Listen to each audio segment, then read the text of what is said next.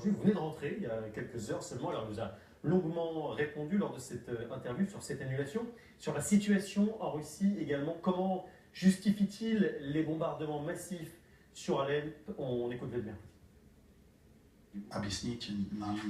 Est-ce que vous pourriez nous expliquer pourquoi vous n'allez pas vous rendre à Paris? C'est très simple. De fait, il était prévu que nous allions inaugurer de manière solennelle le centre culturel et religieux russe construit dans le centre de Paris. Mais apparemment, les manifestations officielles concernant ce centre ne sont pas vraiment les bienvenues dans le contexte actuel.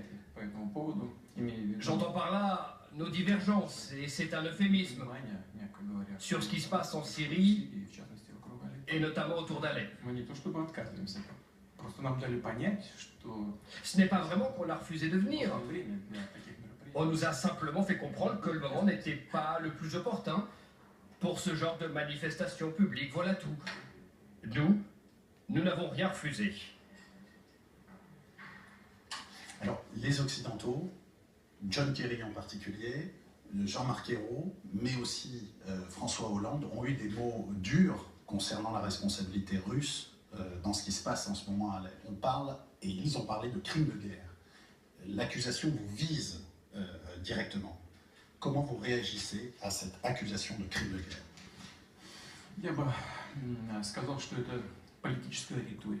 Je dirais que c'est de la rhétorique politique qui n'a pas beaucoup de sens et ne tient pas compte des réalités en Syrie. Et je vais vous dire pourquoi.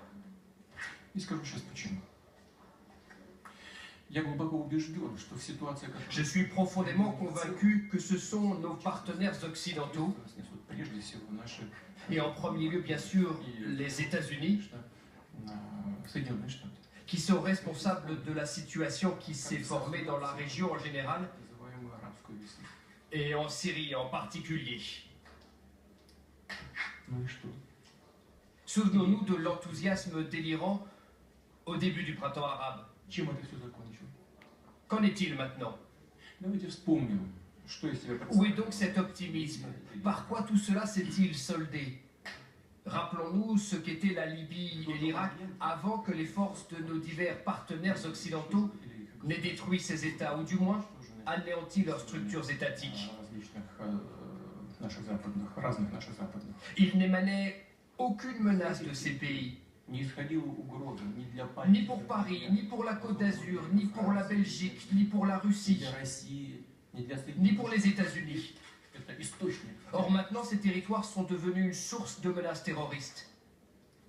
Notre objectif est d'empêcher que la même chose se reproduise sur le territoire de Syrie. Est-ce que vous savez que les Français ne comprennent pas que vous bombardez à Alep des rebelles ou des terroristes qui en fait n'ont pas frappé Paris? Ceux qui ont frappé Paris, c'est Daesh, et Daesh n'est pas à Alep. Donc les Français ne comprennent pas pourquoi nous n'avons pas le même ennemi. Oui, je vais préciser. C'est une autre organisation terroriste, le Front Al-Nusra, qui contrôle la situation à Alep.